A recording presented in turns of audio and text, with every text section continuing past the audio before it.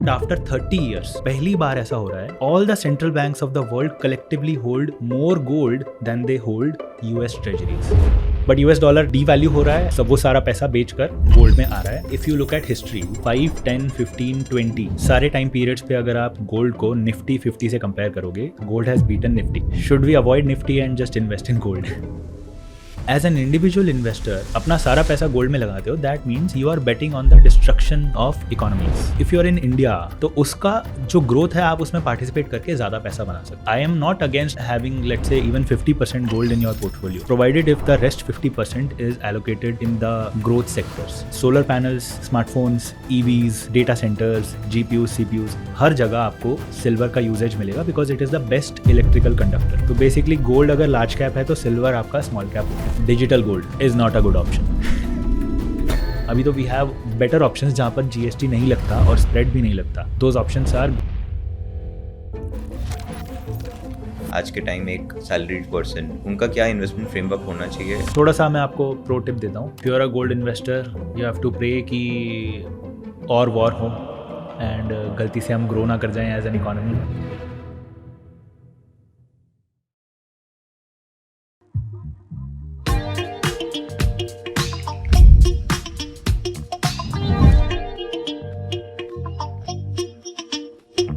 Hello guys, welcome back to another episode of ours of the show the 99% club. और आज का हमारा जो डिस्कशन रहेगा वो गोल्ड और सिल्वर के बारे में रहेगा कि कैसे ये एसेट क्लास हमारे पोर्टफोलियो का इंपॉर्टेंट पार्ट बनते हैं, क्यों गोल्ड और सिल्वर को इतना प्रोमिनेंस दिया जाता है, स्पेशली गोल्ड को. और ये डिस्कशन करने के लिए हमारे साथ जुड़े हैं Mandeep from labour law advisor LLA. I am 100% sure अगर आप फाइनेंस का नॉलेज यूट्यूब से सीख करते हैं तो इनके वीडियोज़ आपने डेफिनेटली देखे हैं. ये one of the genuine creators है जो फाइनेंस के बारे में लोगों को बहुत अच्छे से इन डेप्थ वे में पढ़ा रहे हैं. At the very same time इनका कंटेंट बहुत ही एंगेजिंग होता है, बहुत ही अच्छे वे में, बहुत ही सिंपल वे में सभी चीज़ें लोगों तक पहुंचाते हैं. सो आई डोंट थिंक ये टॉपिक को डिस्कस करने के लिए हमारे पास मनदीप सर से बेटर कोई गेस्ट होता. So with this I welcome you Mandeep sir. Thank you Kunal भाई, but let me correct you, मुझसे बेटर बहुत लोग हैं. एज आई स्पोक कि सर की हम्बलनेस है और ये रहेगी. So to begin with Mandeep sir, सबसे पहले गोल्ड क्यों इतना इंपॉर्टेंट है फ्रॉम एवरीबडीज पर्सपेक्टिव, एक कंट्री के पर्सपेक्टिव से, एक कॉमन इन्वेस्टर के पर्सपेक्टिव से और एक कॉमन मैन के पर्सपेक्टिव से भी? तो देखो, थोड़ा I try to explain it in as simple language as possible. Countries के लिए क्यों गोल्ड इंपॉर्टेंट है, इसको समझने के लिए we need to understand what is money. Correct. ठीक है. Thousands of years ago money was just goods and services. We were exchanging goods and services. Correct. आप आटा दो, मैं चावल दूंगा. बट उसमें प्रॉब्लम आती है कि कितने आटे के बदले कितना चावल, और आपको तो एनिमल स्किन चाहिए. एनिमल स्किन बेचने वाला चावल मांग रहा है पर आपके पास आटा है. तो ऐसी बहुत कन्फ्यूजन होती है. करेक्ट. तो अगर आप परम्यूटेशन लगाओगे तो इतने कॉम्बिनेशन निकलेंगे एक्सचेंज रेट्स के, जितना हैंडल करना बहुत मुश्किल है. तो people were obviously frustrated with the system. So there was a need for one thing जिसके अगेंस्ट में हम कुछ भी ट्रेड कर सकते हैं. That thing firstly became wheat, barley, क्योंकि सबको अनाज खाना है. वो भी तब आया जब हमने फार्मिंग डिस्कवर करी. उससे पहले तो we were struggling kind of. तो सब लोग अनाज के बदले एक्सचेंज करने लगे. बट प्रॉब्लम इज़ अनाज को आप स्टोर नहीं कर सकते, इट्स पेरिशेबल, चोरी हो जाएगा, लंबे डिस्टेंसेस पे कैरी नहीं कर सकते. तो ये क्लियर होने लगा कि पेरिशेबल गुड्स से आप स्टोर ऑफ वेल्थ नहीं कर सकते. तो और क्या रिप्लेसमेंट हो सकता है. तो अगर आप एक थॉट एक्सरसाइज करोगे तो you will understand how we landed on gold. Okay. कि लेट से अपन लोग हंटर गैदरर्स हैं या फार्मर्स हैं, हम परेशान हैं कि यार हमें गेहूं में ट्रेड नहीं करना है. तो इफ़ आई सजेस्ट कि चलो पत्थर में ट्रेड कर लेते हैं, व्हाट वुड यू से? You would say I am stupid. Correct है ना. वो भी पत्थर उठा लेगा, मैं सबको अपना गेहूं बेच दूं और मेरे पास पत्थर रह जाएंगे, और मैं इस पत्थर का करूँगा क्या? राइट. तो will think of a few more items. We will then land on gold. Why gold और सिल्वर. ठीक है. और पुराने ज़माने में आपको कॉपर भी मिलेगा और डिफरेंट काइंड्स ऑफ मेटल मिलेंगे जो ट्रेड हुआ करते थे. वो इसलिए गोल्ड को एक बार छोड़ दो, बाकी मेटल्स का ना कहीं काम आता है. लोहे का काम आएगा, स्टील का काम आएगा, कॉपर का काम आएगा. तो चलो ये सोच के आप करेंसी बना लोगे कि चलो इसका कुछ तो वैल्यू है, we can use it in some areas of our lifes, तो ये एकदम वो नहीं है कि मैंने इसको टेबल पे सजा के रख दिया। बट गोल्ड एकदम वही चीज़ बन गया कि बस ये सजाने वाली चीज़ है। बट फिर भी गोल्ड ने अल्टीमेटली इन मेटल्स को रिप्लेस इसलिए किया क्योंकि फर्स्टली ये स्केर्स रिसोर्स है और बाकी मेटल्स भी स्केर्स ही हैं, गोल्ड स्केर्स है and there is a syndrome called shiny object syndrome. तो उन सोसाइटीज़ में इतना सा गोल्ड मिलता था किसी को तो वो एक स्टेटस सिंबल माना जाता था। आप गोल्ड के आभूषण पहन रहे हो, राइट, तो किसी के पास गोल्ड है तो उसकी थोड़ी इज्जत समाज में ज़्यादा है। तो बेसिकली आज जो अपन दिखावा बोलते हैं, दिखावे के लिए कुछ नहीं करना चाहिए, अपन स्टार्टिंग से ही दिखावे के लिए ही सब कुछ करते हैं, राइट। तो gold is a shiny metal. I would imagine कि अगर इसमें शाइन ना होती और ये फिर भी लिमिटेड रिसोर्स होता तो क्या इसकी वैल्यू होती। तो इसकी वैल्यू एक कलेक्टिव सोसाइटी के बिलीफ से बनती है क्योंकि everyone started to believe gold is nice, it's just nice, everyone likes nice things. And अगर एक बंदा मानता तो ये नहीं बनता, सारी सोसाइटीज़ मानने लग गई, इट्स अ कलेक्टिव बिलीफ। तो चलो ठीक है, गोल्ड का कोई यूटिलिटी नहीं है but it's a very aesthetic piece of metal जो अपन फ्लॉन्ट कर सकते हैं and people are ready to accept gold in exchange of goods and services. तो gold became the ultimate store of value क्योंकि इट्स डेंस, छोटा सा gold का पीस हैज़ मोर वैल्यू, तो आप स्टोर कर सकते हो, आप कैरी कर सकते हो। बट देन थोड़ी और प्रॉब्लम्स आई कि आपको टॉफ़ी खरीदनी है और आपके पास इतना बड़ा गोल्ड का पीस है तो कैसे काट के दोगे। करेक्ट। तो स्टैंडर्डाइजेशन आते आते फिर कॉइन एज आया। पहला कॉइन आई थिंक लिबिया में बना था, आई थिंक। तो कॉइन्स आए तो स्टैंडर्डाइज हो गया। उसके बाद you know the rest. But there is no logical तो है, there is no smart answer कि गोल्ड क्यों इम्पॉर्टेंट है। गोल्ड है क्योंकि चमकता है और लोगों को पसंद आता है तो वो है। अब आप वहाँ से आगे आ जाओ।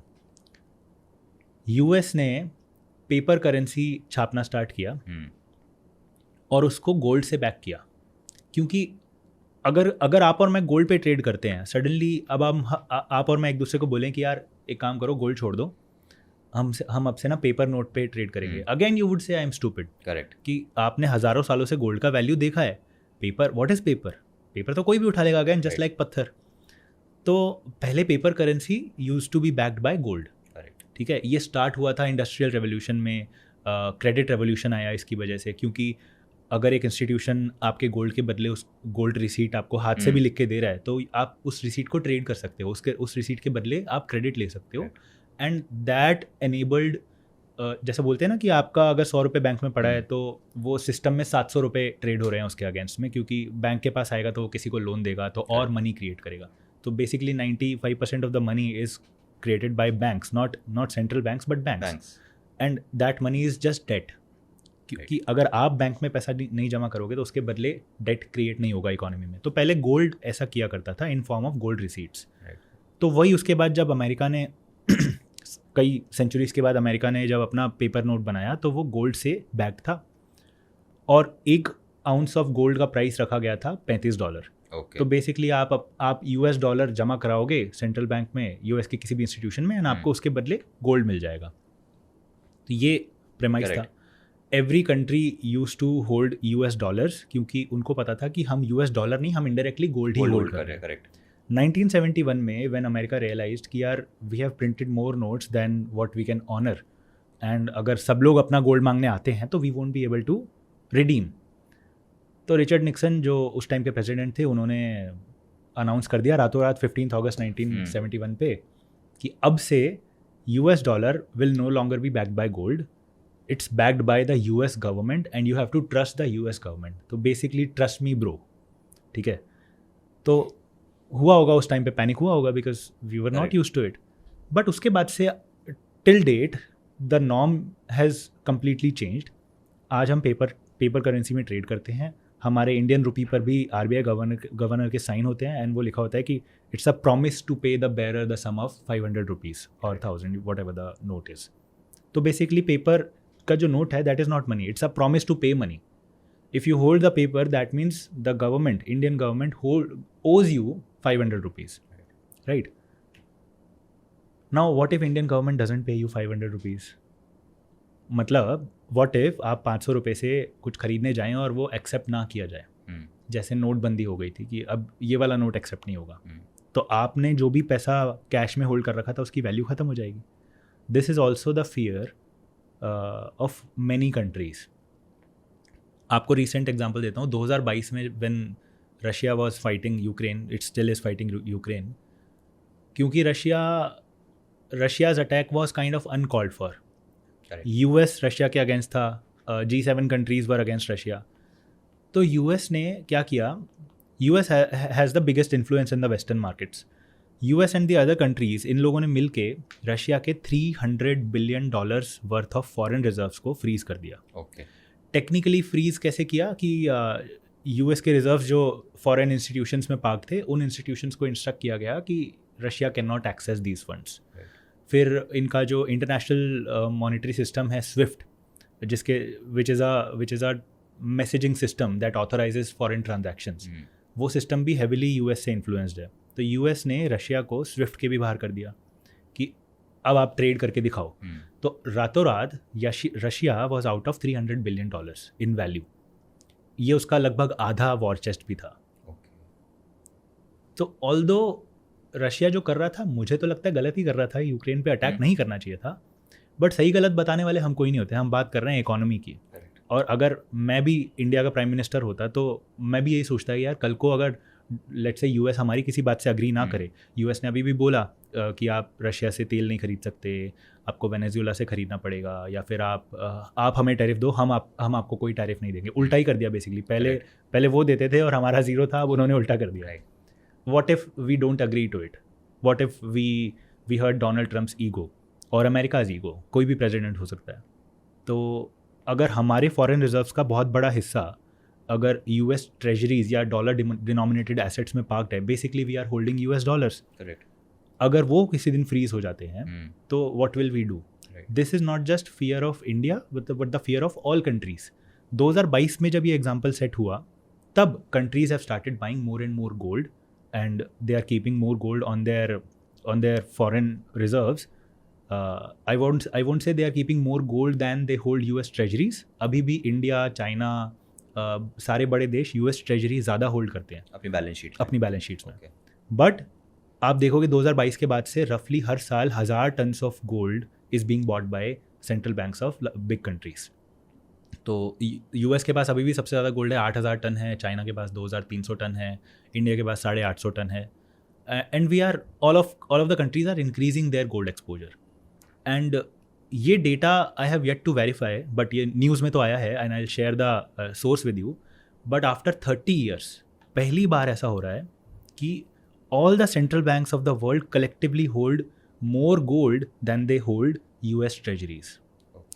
तो इंडिया नहीं कर रहा होगा, चाइना नहीं कर रहा होगा, बट अगर वर्ल्ड वाइड देखे कलेक्टिवली तो गोल्ड का होल्डिंग क्रॉस कर गया है यूएस ट्रेजरी को. Maybe this pattern will change, but this is exactly what we are calling dollar de-dollarization. Correct. That countries have stopped trusting US dollar like they used to back in the day, especially prior to 2022. क्योंकि अब डर लगने लग गया. तो countries have sold US treasuries, which is why US dollar has depreciated compared to GBP, Great British Pound, and अपना currency तो उसके भी फर्दर 10% चला गया है, तो वो नहीं बात करेंगे. बट US डॉलर डीवैल्यू हो रहा है एंड गोल्ड सब वो सारा पैसा बेचकर गोल्ड में आ रहा है. ऑल्दो उतने पेस से नहीं आ रहा कि हम बोलें कि कल से डॉलर ख़त्म हो जाएगा, but we are being more prudent than ever. तो कंट्रीज़ के लिए गोल्ड होल्ड करना इसलिए इंपॉर्टेंट है because we can not depend on one country and their monetary system. Correct. तो 2022 में जैसे एग्जाम्पल सेट हुआ तो वहाँ पे फियर एक ग्लोबली लोगों में इम्बाइब हो गया कि ये फियर है. तो क्या मैं ऐसा मान सकता हूँ कि आने वाले समय में वापस लोगों का डॉलर पे ट्रस्ट आना, स्पेशली कंट्रीज़ का, सेंट्रल बैंक्स का, वो बहुत मुश्किल होगा और गोल्ड एज एन एसेट लोग प्रोक्योर करते ही जाएंगे. बाई लोग आई मीन द बैंक्स. सो देखो, फ्यूचर प्रिडिक्ट करना बहुत मुश्किल है. what US has done in the last 3-4 years has set a precedent, and US is setting more precedents कि आप किसी को भी किडनैप कर लो कंट्री में घुस के, उसके प्रेसिडेंट को, फिर आप किसी कंट्री के डिक्टेटर को मार गिराओ, you don't have to answer to any other country, you are making enemies all over. तो मैं भी पहले ऐसा सोचता था कि यार ठीक है, डोनाल्ड ट्रम्प चला जाएगा, कोई सेंसिबल प्रेसिडेंट आ जाएगा, फिर सब ठीक हो जाएगा। बट ऐसा होता नहीं है, क्योंकि बाकी कंट्रीज़ को ना लेसन मिल जाता है कि यार हम ही पागल हो गए थे या हमने ही ज़्यादा ट्रस्ट कर लिया था, we shouldn't let our guard down like that. And countries don't want to be completely dependent on US dollar. But I also don't have an answer कि US डॉलर चला ही जाएगा सिस्टम से। अभी भी 80% of the world trade is happening in US dollar. But आप China को देखोगे तो चाइना अपना 30% ट्रेड युआन में करने लग गया। चाइना का, जैसे अमेरिका के पास और बाकी कंट्रीज़ के पास स्विफ्ट मैकेनिज्म है, चाइना का CIPS है, cross border interbank payments system. तो CIPS को यूज़ करके युआन में ट्रेड कर रहे हैं। अपना टोटल ट्रेड 30% चाइना युआन में करने लग गया है। बट ग्लोबली चाइना का जो ये युआन ट्रेड है वो बस 3% ही है। Now China is in the best position to claim dollars place in the world trade. But should we let it? क्या बाकी countries would be better off with China than US? I don't think so. Should there be a basket of currencies? That could be one option. Or should there be simply gold? We have yet to see.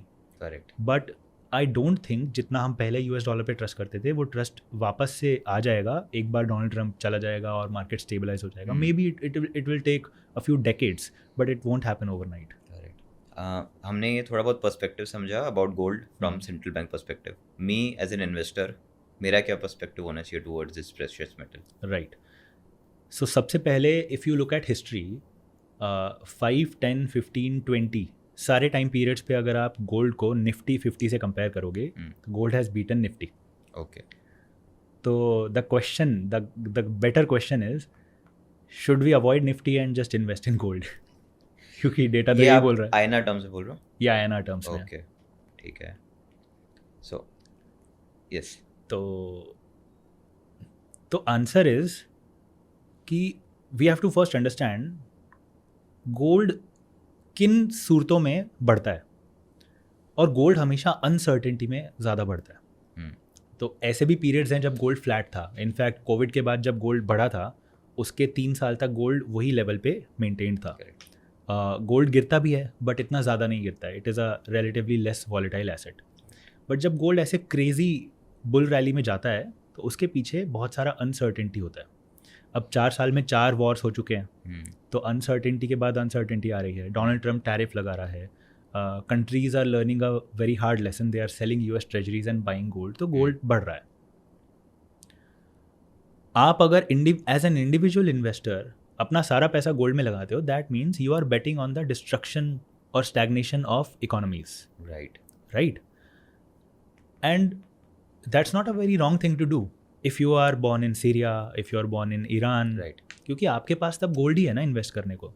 But if you are in India, US, any other economy that wants to grow, तो उसका जो growth है आप उसमें participate करके ज़्यादा पैसा बना सकते हो। I said gold has beaten Nifty, but gold may not beat mid cap or small caps. Gold may not beat a balanced portfolio. It may not beat a flexi cap fund, especially in an emerging economy. So as an investor, I should hold gold for a couple of reasons. पहला, gold is also priced in dollars, US dollars. तो जैसे हम US stocks के लिए बोलते हैं कि आपको रुपी डेप्रिसिएशन का फ़ायदा मिलेगा, हर साल रुपी 4-5% डेप्रिशिएट होता है। तो अगर US मार्केट्स में आपको 9-10% के भी रिटर्न मिलते हैं तो रुपी डेप्रिसिएशन के साथ आपको 15% रिटर्न मिल जाएंगे। That's a great thing. तो गोल्ड भी तो आपको यही दे रहा है, क्योंकि gold is a hedge against inflation. Gold की वैल्यू नहीं बढ़ती है, करेंसी की वैल्यू घटती है। That's why gold looks more expensive. Right. तो जितना इकोनॉमीज़ पैसा प्रिंट करेंगी, US का अभी ऑलरेडी $38 ट्रिलियन का डेट है, उसको पे ऑफ करने के लिए US और पैसा प्रिंट कर रहा है और पैसा बोरो कर रहा है। तो डॉलर की वैल्यू कम हो रही है, परचेजिंग पावर घट रही है। That is why gold is going up. तो आपको गोल्ड लेना चाहिए, पहला reason to protect your wealth from inflation. दूसरा reason to benefit from rupee depreciation, क्योंकि वो US डॉलर में डिनोमिनेटेड है। तीसरा रीज़न, इकोनॉमी में अगर 100 साल में आप देखो कि बुरे पीरियड्स कब आए, 100 साल छोड़ दो, तब अपन इंडिपेंडेंट भी नहीं थे, बट अगर 30 साल में देखो कि कितने बुरे पीरियड्स आए हैं, तो there are less bad periods and more good periods, more periods of growth. That's why majority आपका पोर्टफोलियो इक्विटी में होना चाहिए. बट आप गोल्ड होल्ड करके ऐसे मोमेंट्स में, ऐसी जैसे अभी रिसेंटली गोल्ड का कितना अच्छा रैली हुआ, ऐसे मोमेंट्स में आप पार्टिसिपेट कर सकते हो, क्योंकि gold has a very weak correlation with Nifty. तो जब निफ्टी या स्टॉक मार्केट ट्रबल में होगा, अनसर्टेन टाइम्स में होगा, इट्स एग्जैक्टली दैट टाइम जब गोल्ड बढ़ रहा होगा. तो अगर आप एक बैलेंस पोर्टफोलियो बनाओगे तो आप दोनों चीज़ों में पार्टिसिपेट कर सकते हो.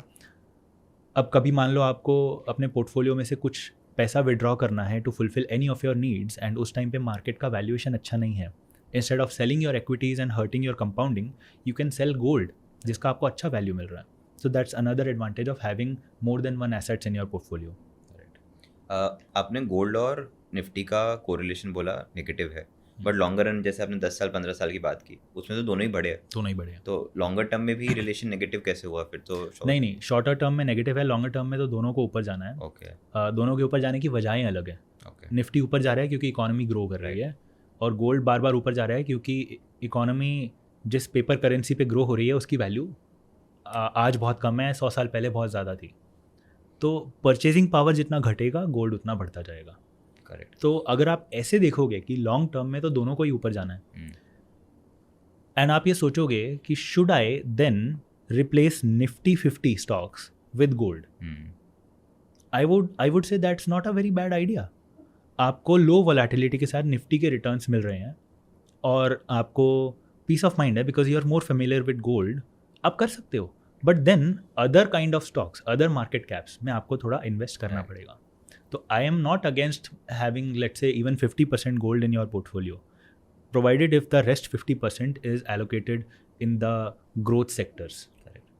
गोल्ड का बढ़ने का आपने कारण बताया कि करेंसी डिप्रिशिएट होती है तो गोल्ड बढ़ता है, दैट इज़. और जितना ज़्यादा अनसर्टेनिटी वॉलेटिलिटी रहती है मार्केट्स में, ग्लोबल सिनेरियो में, गोल्ड का बढ़ने का रीज़न वो होता है. बट एक और ऐसा मेटल है जो गोल्ड के एट पैरिटी बढ़ता है in the longer run, that is silver. तो क्या सिल्वर के बढ़ने के भी कारण वही होते हैं जो गोल्ड के होते हैं? बिकॉज सेंट्रल बैंक्स इतना सिल्वर होल्ड नहीं करती है, नहीं करती है जितना वो गोल्ड करती है. नहीं, देखो, सिल्वर के बढ़ने के कारण में से एक कारण जो वो गोल्ड के साथ ही शेयर करता है कि it's also a shiny metal, it's also valuable, इसका भी ज्वेलरी बनता है, it's also a status symbol. Upon specially India में तो गोल्ड एंड सिल्वर का बहुत बड़ा कल्चर है. एक और नया मार्केट शायद खुल सकता है सिल्वर के लिए, if we really think about it, कि गोल्ड अगर इतना महंगा है, एंड अब मुझे पता चला है क्योंकि 2 साल पहले मेरी शादी हुई है, तो जब हम थोड़ा बहुत ज्वेलरी शॉपिंग पे गए थे तो मुझे पता चला था कि 30-40 ग्राम के नीचे आप बढ़िया सा हार नहीं बनवा सकते, वो थोड़ा हल्का लगेगा. करेक्ट. राइट. 4-5 ग्राम से नीचे की आप अच्छी अंगूठी नहीं बना सकते, वो थोड़ी हल्की लगेगी. तो तब तो प्राइसेस कम थे, आई थिंक 70,000 पे था गोल्ड. राइट. अब गोल्ड कहाँ पहुँच गया है? राइट.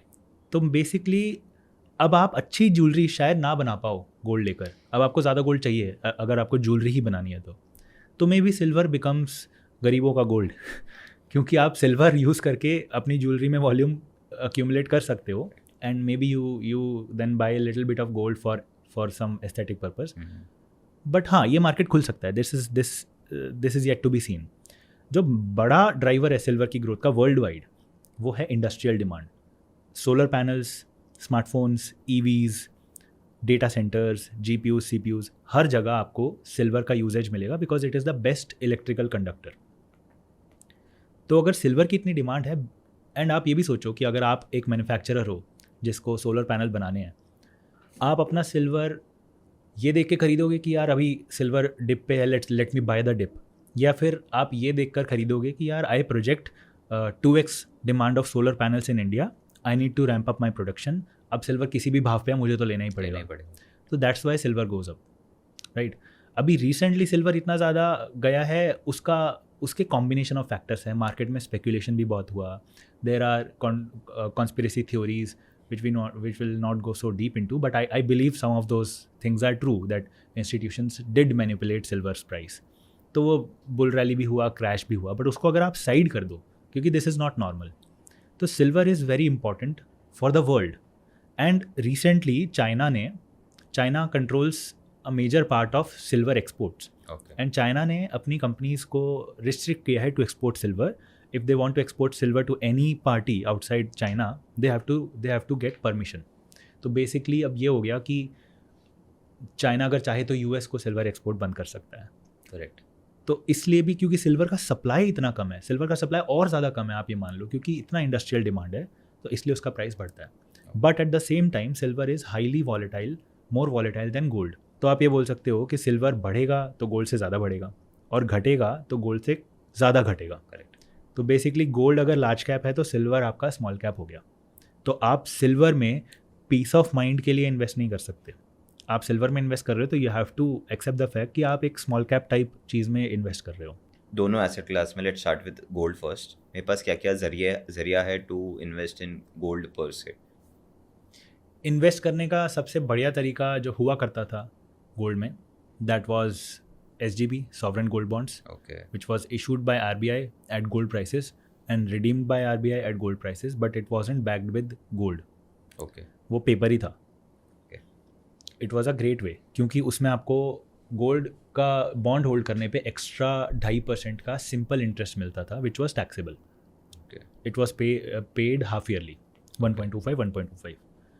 और लास्ट में जब आप गोल्ड रिडीम करोगे तो कोई कैपिटल गेन टैक्स नहीं है. ओके. तो बहुत ही बढ़िया इन्वेस्टमेंट था. बट सैडली वो इन्वेस्टमेंट अभी रिसेंट ईयर्स में डिसअपेयर हो चुका है. लास्ट अभी जो रिसेंट बजट था उसमें the government did something that I did not imagine they would ever do. They change the rules retrospectively कि अब आपको SGB पर भी टैक्स देना पड़ेगा अगर आपने सेकेंडरी मार्केट में परचेज किया था तो. Okay. Which is uncalled for. I would argue it is unconstitutional. क्योंकि जब 2018 में LTCG स्टॉक्स पे भी आया था तो गोइंग फॉरवर्ड आया था. हाँ, गोइंग फॉरवर्ड. रेट्रोस्पेक्टिवली नहीं आया था. करेक्ट. नहीं, वो अभी भी वो गवर्नमेंट तो आर्ग्यू करेगी हमने भी गोइंग फॉरवर्ड ही किया, अब जो रिडम्पशन होंगे उस पर हम टैक्स लगाएंगे. बट इट्स एक्चुअली रेट्रोस्पेक्टिव क्योंकि जिसने खरीद लिया ये सोच के कि इस पे मुझे टैक्स नहीं देना पड़ेगा उसका तो नुकसान हो रहा है. सो SGB हट गए हैं. उसके बाद आता है digital gold. Before we move head, SGB हटने का मेन कारण क्या है? गवर्नमेंट ने क्यों SGB इशू करना ही छोड़ दिया? I think even the government didn't think. SGB 10 साल पहले इशू हुए थे तो 10 साल पहले उन्होंने नहीं सोचा होगा. और 8 साल का इसका मैच्योरिटी होता है तो पहला SGB मैच्योर होना अभी कुछ टाइम पहले ही स्टार्ट हुआ.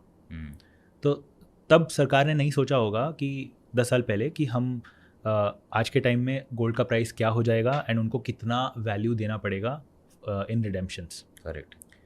तो ये सरकार को भारी पड़ा. करेक्ट. मैंने तो ये भी आर्ग्यू किया था कि सरकार बोलती है कि हम बजट में STT बढ़ा रहे हैं ऑप्शंस एंड फ्यूचर्स के लिए क्योंकि हम चाहते नहीं है कि Indian retail investors, common people burn their money in trading. उनको हम ट्रेडिंग से बचाना चाहते हैं. तो ठीक है, अगर आप ट्रेडिंग से बचाने के लिए ट्रेडर्स को पनिश कर रहे हो और डिस्करेज कर रहे हो टैक्स लगा के, तो RBI ने भी तो एक ट्रेड ही लिया गोल्ड पे जो गलत पड़ गया. करेक्ट. तो उसका पनिशमेंट इन्वेस्टर को क्यों मिल रहा है? उसका पनिशमेंट RBI को मिलना चाहिए. आप फुल प्राइस पे रिडीम करो and then take the pledge कि ऐसी स्कीम कभी फ्यूचर में लॉन्च नहीं करेंगे.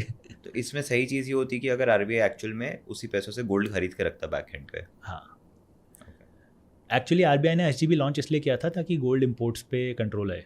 We were importing a lot more gold and according to the government या according to RBI we needed to do something about it. So we launched SGBs ताकि जो investor side of people है वो physical gold खरीदने के लिए थोड़ा discourage हो. ओके.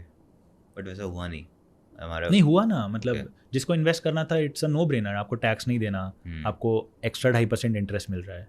बट वो कन्वेंशनल लोग जो फिजिकल गोल्ड खरीदते हैं या ज्वेलरी खरीदते हैं वो तो खरीदते ही रहेंगे.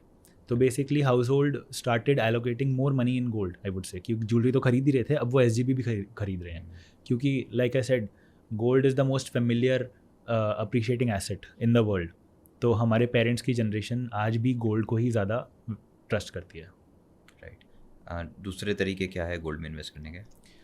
उसके बाद if I tell you the example of physical gold, again speaking from personal experience, कि अलग अलग ज्वेलर के पास आप जाओ, अलग अलग डिज़ाइन उनको बताओ कि मुझे कैसा हार बनवाना है and they will charge you making charges. Making charges का मतलब क्या होता है कि हमारा एक आर्टिस्ट है, वो कारीगरी करके आपका ज्वेलरी बनाएगा और उस कारीगरी का पैसा है. अब कारीगरी इज़ अ सब्जेक्टिव थिंग, कितना भी चार्ज हो सकता है. तो एक छोटा ज्वेलर जो बढ़िया कारीगरी करेगा वो आपसे कम मेकिंग चार्ज लेगा और एक बड़ा ज्वेलर जो कारीगरी के नाम पे बस लकीटे मार देगा, वो भी आपसे 30-40% का मेकिंग चार्ज ले लेगा। मतलब उसका बेसिक सा ring will have 30-40% making charge. तो यू कांट आर्ग्यू कि ये तो सिंपल डिज़ाइन है या कॉम्प्लेक्स डिज़ाइन है, अब है तो है। तो उसके साथ साथ आपको गोल्ड पे 3% GST देना है, गोल्ड के मेकिंग चार्ज पे I think 5% GST if I am not wrong. ये सब मिला के and then you have to also take care of purity and storage. Locker fee देना पड़ेगा तो वो भी ऐड हो जाएगा। तो लेट्स से सब मिला के टैक्सेस एंड चार्जेस मिला के आपने 1 लाख का जब गोल्ड खरीदा तो उसमें से 30% टैक्सेस एंड चार्जेस थे, आपके पास 70,000 रुपीज़ का गोल्ड आया वैल्यू में। अब गोल्ड जैसे रिसेंट टाइम में बहुत बढ़ा, लेट्स से आने वाले कुछ महीनों में 50% और बढ़ जाए, अब आप गोल्ड बेचोगे तो आपको वापस 1 लाख रुपए मिलेंगे, क्योंकि आपका गोल्ड तो 70,000 का ही था। बट जिसने 1 लाख रुपए का प्योर गोल्ड ले लिया होता उसको 1.5 लाख रुपए मिलते। Which is why it's never a good idea to buy jewellery for investment. You can buy jewellery for consumption. क्या मैं फिजिकल गोल्ड बार्स खरीद सकता हूँ फॉर इन्वेस्टमेंट? उस पर भी थोड़ा सा मेकिंग चार्ज लगता है एंड 3% GST लगता है। ओके, बहुत थोड़ा सा मेकिंग चार्ज लगता है, बट देन GST भी है, मेकिंग चार्ज भी है, मेकिंग चार्ज पे GST है, तो आप खरीद तो सकते हो। But there are better options available in the market, जैसे कि digital gold is not a good option. Okay, why is that? Digital gold में आपको मेकिंग चार्ज नहीं देना पड़ेगा, because you are not buying jewellery और a biscuit, you are just buying metal.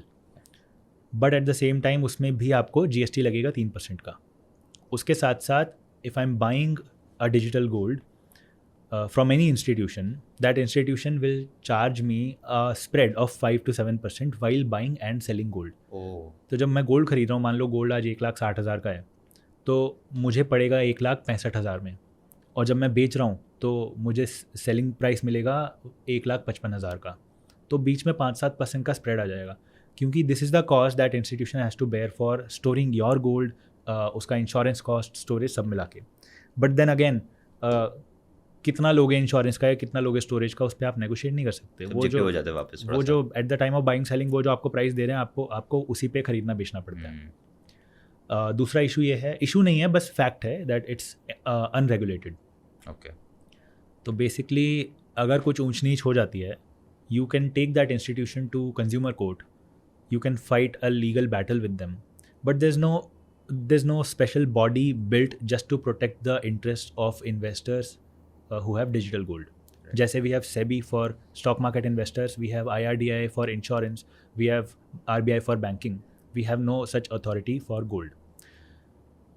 अब थोड़ी डराने वाली बात आपको ये सोचनी चाहिए कि अगर मैंने किसी ऐप से गोल्ड खरीद लिया 1,000 रुपये 2,000 रुपये का, तो it's just a number that is reflecting on my mobile application. It may be the case कि उस इंस्टीट्यूशन ने शायद उतना गोल्ड मेरे लिए सेट असाइड नहीं किया हो, बट ये सिर्फ डराने का नंबर है, ये डराने वाली बात है, क्योंकि आज तक ऐसा हुआ नहीं है। इसके पीछे भी स्ट्रॉन्ग मैकेनिज्म्स हैं, कस्टोडियंस ऑफ गोल्ड हैं, and I am confident and hopeful कि ऐसी दुविधा नहीं आनी चाहिए। बट फैक्ट ये है कि ये रेगुलेटेड नहीं है, तो यू कांट चेक जाके कि वो गोल्ड रखा है कि नहीं रखा। You have to trust their auditors for that. Now ये तो हम तब दिमाग लगाएंगे जब GST और स्प्रेड ना लग रहा होता। अभी तो वी हैव बेटर ऑप्शंस जहाँ पर GST नहीं लगता और स्प्रेड भी नहीं लगता। Those options are gold ETF and gold mutual funds. तो दोनों में ही आपको 3% का GST नहीं देना पड़ता, दोनों में ही आपको कोई मेकिंग चार्ज नहीं देना पड़ता, दोनों में ही आपको कोई प्योरिटी चेक नहीं करनी पड़ेगी, गोल्ड आपको स्टोर नहीं करना पड़ेगा, क्योंकि the fund management company will store your gold for you. तो दोनों बहुत बढ़िया ऑप्शंस हैं, दोनों में कुछ फ़र्क है।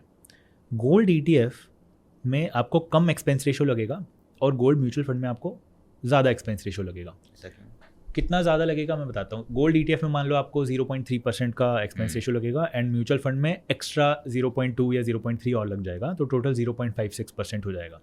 तो एक्स्ट्रा बोल रहे हो, उसका मीनिंग क्या होगा?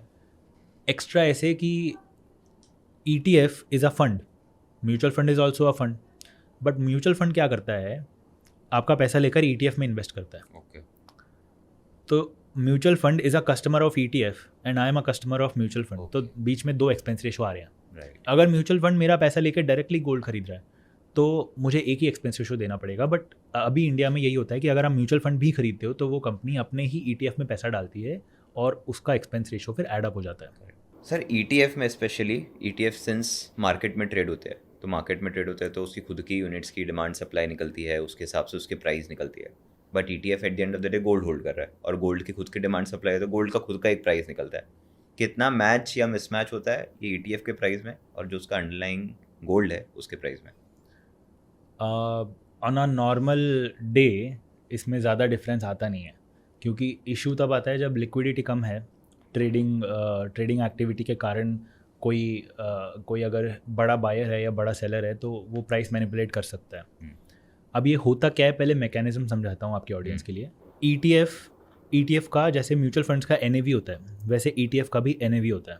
वो असेट मैनेजमेंट कंपनी पब्लिश करती है after every trading day. But अब वो NAV तो ट्रेडिंग के बाद पब्लिश हो रहा है, but during the stock market hours 6-6.5 घंटा तो वो ट्रेड हो रहा है। तो वो ट्रेड किसी भी प्राइस पे हो रहा है। मान लो NAV है 100 तो उसका रियल प्राइस 100 है, बट अगर बायर्स ज़्यादा हैं सेलर्स कम हैं तो उसका जो मार्केट प्राइस है वो 105 भी हो सकता है, 110 भी हो सकता है, और वाइस वर्सा। अगर सेलर्स ज़्यादा हैं तो वो 95 पे भी आ सकता है। तो आपको इन्वेस्ट करने से पहले ये चेक करना है कि उसका रियल NAV क्या है मार्केट आवर्स के बीच में। तो अगर NAV मार्केट आवर्स के बाद पब्लिश होता है तो रियल NAV कैसे पता चलेगा? उसका आंसर है कि AMC हर 15-15 सेकंड में INAV पब्लिश करती है, वो इंट्रा NAV होती है। तो वो एक इंडिकेटिव वैल्यू है कि इसका रफली NAV अभी इतना चल रहा है। वो देख कर आप ETF खरीदो तो आपके साथ धोखा नहीं होगा। ठीक है। इसके साथ साथ म्यूचुअल फंड में भी आपको सेम ध्यान रखना है कि म्यूचुअल फंड ऑल्दो NAV पे ही आपको माल दे रहा है, बट उसकी NAV इसलिए भी बढ़ जाएगी अगर ETF में ज़्यादा प्रीमियम है तो, क्योंकि वो अल्टीमेटली वो भी तो ETF ही खरीद रहा है। तो आपको उन दिनों पे यू शुड अवॉइड बाइंग और सेलिंग गोल्ड जब ETF पे प्रीमियम या डिस्काउंट चल रहा है। डिस्काउंट पे तो ले सकता हूँ, डिस्काउंट तो ले सकते हो, बट किसी और के साथ धोखा हो रहा है, तो मैंने कहा दोनों जगह फेयर होना चाहिए। तो ये आपको ध्यान देना है कि उन डेज पे आप मत लो। तो ये जो यूफोरिया का टाइम होता है ना कि यार सबको लगता है गोल्ड ऊपर जा रहा है, अपन भी ले लेते हैं, तो मतलब कि आपने तब गोल्ड नहीं लिया था जब गोल्ड 3 साल सेम लेवल पे था। तो आप अपना डिसिप्लिन फॉलो करो। आपको अगर चाहिए कि मेरे पोर्टफोलियो में 30% गोल्ड होना चाहिए तो आपने ले रखा था इतना गोल्ड, तो अब जब गोल्ड बढ़ रहा है तो you should enjoy your gains, not run after gold and buy more gold at premiums. अब मार्केट में देर आर इंस्टीट्यूशंस जिनको ये जॉब दिया जाता है कि you have to correct the ETF prices. तो अगर वो ज़्यादा प्रीमियम पे या ज़्यादा डिस्काउंट पे चला गया है तो they have to bring it back to their NAV। But वो इतना एफिशिएंटली जब काम नहीं कर पाते तब ये प्रीमियम्स बहुत वाइड हो जाते हैं। मार्केट मेकर बोलते हैं शायद, मार्केट मेकर बोलते हैं। तो बेसिकली अगर प्राइस ज़्यादा हो रहा है तो they will sell more units to bring it down, और vice versa they will buy units to bring the price back up. तो और सिल्वर में, और आप देखोगे इवन जो ऐसे ETFs हैं जो अभी ग्लोबल मार्केट्स में इन्वेस्ट करते हैं जो इंडिया में लिस्टेड हैं, उन सब में प्रीमियम ऊपर नीचे चलता है, मतलब मार्केट प्राइस से ऊपर या नीचे डिस्काउंट या प्रीमियम चलता रहता है। तो आपको ये बहुत ज़रूरी है कि उसका NAV देखकर इन्वेस्ट करना है। गोल्ड, सिल्वर, निफ्टी, इन सब के ETFs में अब लिक्विडिटी बहुत बढ़िया है, बट वैसे इंडिया का ETF मार्केट बहुत इमेच्योर है। तो I would suggest going against ETFs in general, क्योंकि अगर उसमें लिक्विडिटी बहुत कम है तो हमेशा ही प्राइस आपको गलत मिलेगा। US का मार्केट बहुत अच्छा है, US में ETFs आर मोर पॉपुलर, यहाँ पे mutual funds are more popular. तो US में बहुत अच्छी लिक्विडिटी है, वहाँ पे प्राइस ऊपर नीचे नहीं जाता है ज़्यादा, बट यहाँ पे बहुत होता है। ओके। और सर हमने अभी 5 चीज़ें डिस्कस की, SGB की, फिजिकल गोल्ड किया, डिजिटल गोल्ड किया, MF किया, ETF किया। पाँचों में टैक्सेशन एंगल क्या है, both from long term perspective, short term perspective. किसी में ब्याज मिल रहा है तो उस ब्याज पे कैसे टैक्स लग रहा है, एक बार एक वॉक थ्रू अपने टैक्सेशन पे कर सकते हैं। तो SGB पे जो आपको 2.5% का सिंपल इंटरेस्ट मिलता था, it's not compound interest, it's simple interest, that is taxed as per your tax slab. वो आपकी अदर इनकम में जाएगा। उसके बाद अगर आपका SGB bought and sold to and from RBI है तो उस पर कोई कैपिटल गेन टैक्स नहीं है। बट अगर आपने 24 महीने से ऊपर होल्ड किया और आपने किसी और को बेच दिया है, या फिर अब आपने नए बजट के अनुसार अगर RBI से ख़रीदा ही नहीं है, तो जो भी आपका कैपिटल गेन टैक्स होगा LTCG वो होगा 12.5% पे, और STCG होगा according to your income tax slab. और क्राइटेरिया 24 महीना। ओके। उसके बाद है आपका digital gold, same rules apply, आपको 12.5% का LTCG और टैक्स स्लैब के अकॉर्डिंग STCG 24 महीना इज द क्राइटेरिया। उसके बाद आता है गोल्ड ETF। पहले गोल्ड म्यूचुअल फंड बताता हूँ। गोल्ड म्यूचुअल फंड में भी सेम रूल है। 24 महीने के बाद LTCG at 12.5% and STCG as per income tax slab. But ETF में टैक्सेशन रेट सेम है, बट आपका LTCG क्राइटेरिया डिफरेंट है. उसमें 12 महीने के बाद ही LTCG हो जाता है. तो यहाँ पर ETF को एक एक्स्ट्रा पॉइंट मिल गया. एक पॉइंट तो उसको मिला कि एक्सपेंस रेशो कम है, दूसरा पॉइंट मिला कि टैक्स भी LTCG टैक्स जल्दी बन जाएगा. टैक्स तो सेम है पर बन जल्दी जाएगा. बट अगर आपको लॉन्ग टर्म के लिए इन्वेस्ट करना है तो एक साल या 2 साल आपको टैक्स तो 12.5% ही लगेगा. तो ट्रेडर्स के लिए ज़्यादा बेनिफिशियल है. वैसे भी ETF वही लोग खरीदेंगे जो मार्केट में ट्रेड करना चाहते हैं. You have to have a demat account for that. एक बात और मैं ऐड कर देता हूँ, ETF में आपको एक्सपेंस रेशो तो कम लगेगा but you may end up paying brokerage charges, क्योंकि उसके लिए you require a demat account. Whereas if you go with mutual funds, आपका म्यूचुअल फंड ऐप से काम हो जाएगा. एक्सपेंस रेशो डबल तो है बट एक्सपेंस रेशो फिर भी इतना कम है that it doesn't really matter and you save all the brokerage. तो अगर आप लॉन्ग टर्म इन्वेस्टर हो तो बाय एंड होल्ड करना है तो mutual funds are better. Correct. मोटा मोटी रिटर्न्स पर्सपेक्टिव सेम निकलेगा दोनों में, और बैकिंग का मुझे इतना रिस्क दोनों में ही नहीं होता है क्योंकि एक में डायरेक्टली बैक्ड है, एक में इनडायरेक्टली बैक हो ही जाता है. Okay sir, investment point of view से आज के टाइम एक सैलरीड पर्सन या कोई भी बिजनेस ओनर भी, विल टॉक अबाउट बोथ, उनका क्या इन्वेस्टमेंट फ्रेमवर्क होना चाहिए टुवर्ड्स दीज एसेट क्लासेस? अगर 100 रुपये वो लोग मार्केट में ला रहे हैं इन्वेस्ट करने को, फ्रेश कैपिटल, सो या फिर एवरी मंथ ला रहे हैं, so what should be the approach? I think every person needs to analyze their own income levels, debt levels, family responsibilities, and then build a decent portfolio जो उनकी सारी requirements को fulfill करता है. Which is why it's such a difficult question to answer, क्योंकि no one size fits all. But अगर मैं बोलूँ कि आपको 20-30 सालों के लिए पैसा इन्वेस्ट करना है, इंडिया की और मे बी अदर कंट्रीज़ की ग्रोथ में पार्टिसिपेट करना है, तो equities should be the major part of your portfolio. उसके साथ साथ आपको एक certain percentage of your portfolio रखना है debt and gold में. ये आपके safe assets हैं. अगर मार्केट का वैल्यूएशन टैंक होता है और आपको पैसा निकालना है तो you won't have to hurt your equity. You can just sell your debt and gold and fulfill your requirements. Plus diversify करने से आप अपने ओवरऑल पोर्टफोलियो का वोलेटिलिटी कम कर दोगे और रिटर्न्स थोड़े बेटर ही कर दोगे.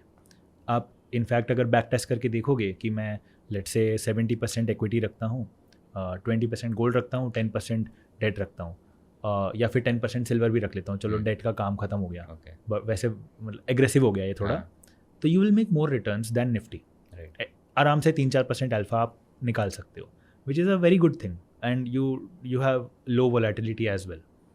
तो इस तरह से आपको स्ट्रक्चर करना पड़ेगा. फिर इक्विटी में आपको और स्ट्रक्चर करना पड़ेगा कि इंडिया में कितना डालूँ, यूएस में कितना डालूँ, large cap, mid cap, small cap क्या करूँ. इन्वेस्टिंग स्टाइल्स जैसे कि ग्रोथ है, वैल्यू इन्वेस्टिंग है, मोमेंटम इन्वेस्टिंग है. तो this really comes down to what kind of a person you are and what kind of returns are you expecting, और कौन सी इकोनॉमी से एक्सपेक्ट कर रहे हो.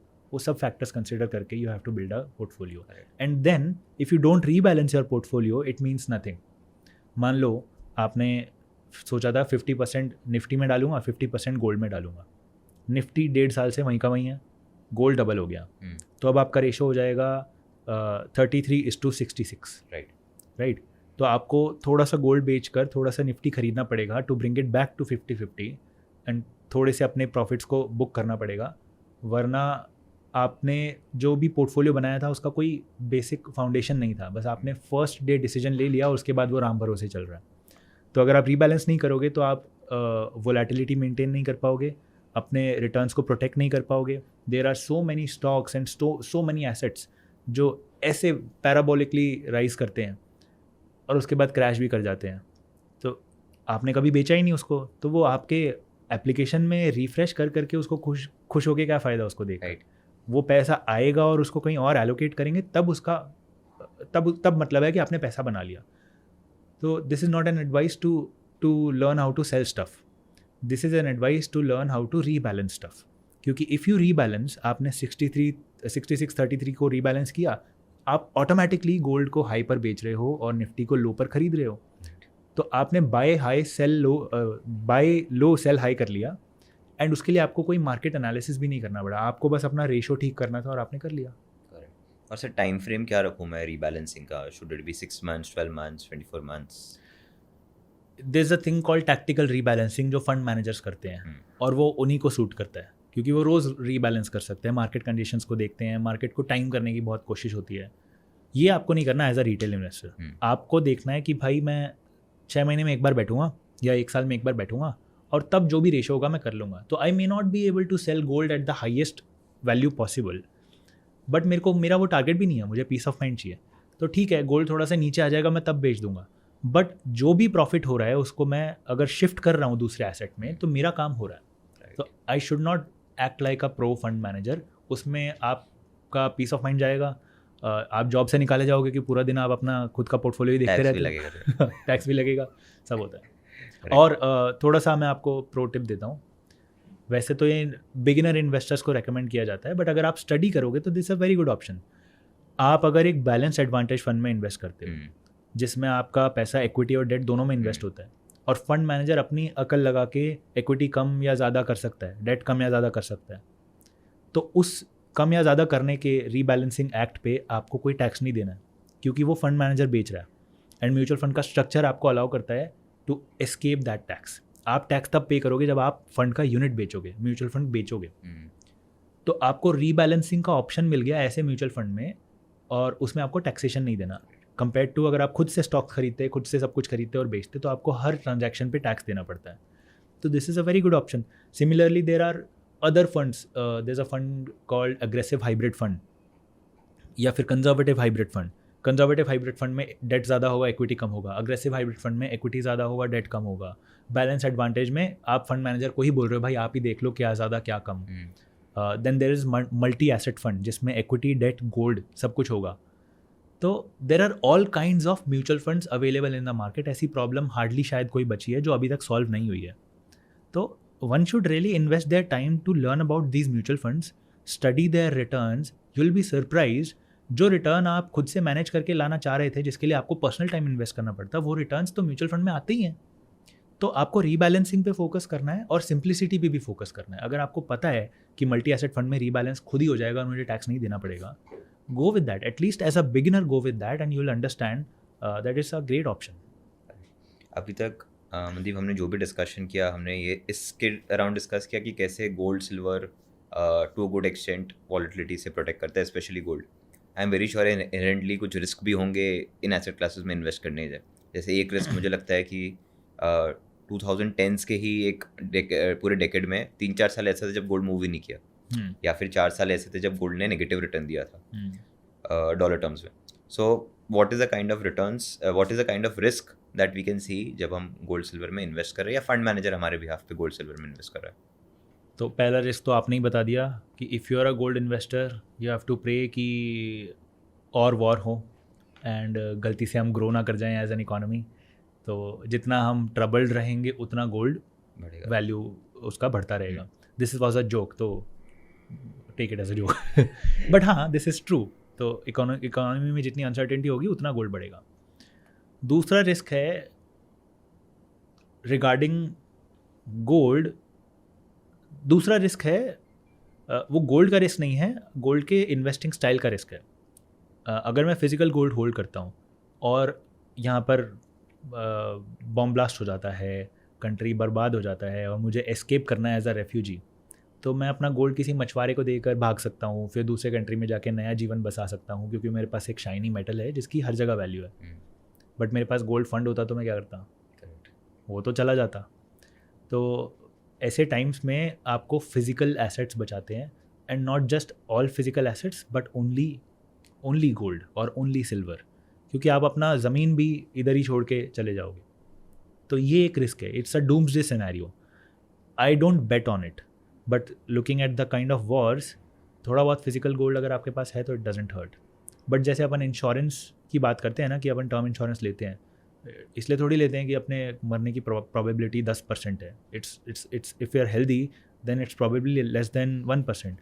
तो बस उसी हिसाब से थोड़ा बहुत गोल्ड भी होना चाहिए फिजिकल फॉर्म में। दूसरा रिस्क होता है कि जैसे आपने बोला कि स्टैग्नेट हो गया, 4-5 साल गोल्ड नहीं बढ़ा, बट ये रिस्क हर एसेट में मिलेगा आपको। तो ऐसा अगर अपन सोचें कि यार कभी कोई एसेट नीचे ना जाए, हमेशा बढ़ता रहे एक स्टेबल रेट से, तो फिर वो एसेट नहीं हो गया, वो हो गया FD। तो ये तो मार्केट का रूल है कि एसेट कभी ऊपर भी जाएगा, कभी नीचे भी जाएगा, गोल्ड साइडवेज भी जाएगा और नीचे भी जाएगा। इट्स जस्ट दैट वो लो वोलेटिलिटी के साथ है। तो I would argue if you invest like a mad man, तो आप गोल्ड में भी इन्वेस्ट ना करो, आप तो फिर पूरा पोर्टफोलियो सिल्वर का ही बना लो, क्योंकि ऊपर तो उसको भी जाना है। So it really comes down to आपको किस टाइप के रिटर्न्स चाहिए, कितना वॉलेटिलिटी आप झेल सकते हो, एंड क्या एक्सपोजर लेना चाहते हो। गोल्ड में एक्सपोजर ले रहा हूँ तो I am betting on stagnation in the economy या destruction of the economies. Silver पे बेट ले रहा हूँ तो I am betting on industries जहाँ पर सिल्वर का रिक्वायरमेंट है, राइट।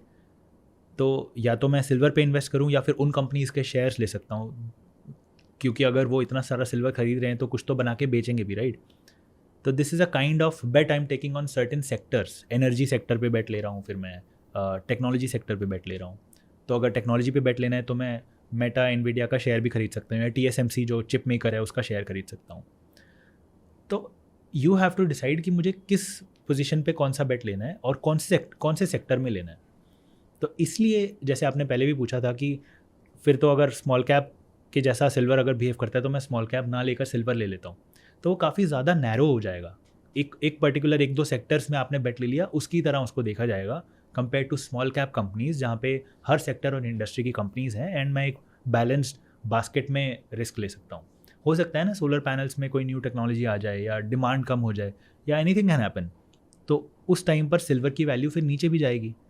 तो आपका पोर्टफोलियो थोड़ा तो बैलेंस्ड होना चाहिए ना। तो really if you like investing like a mad man, आप कर सकते हो।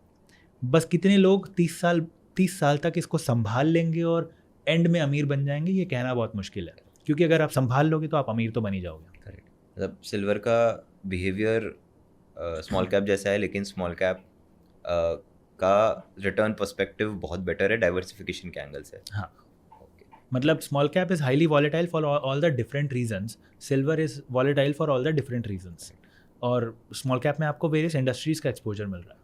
आई थिंक मनदीप, मेरे और सारे व्यूअर्स के जो भी क्वेश्चंस थे regarding gold and silver investing, specially gold investing, वो इस पर्टिकुलर एपिसोड के थ्रू डेफिनेटली क्लियर हो जाते हैं।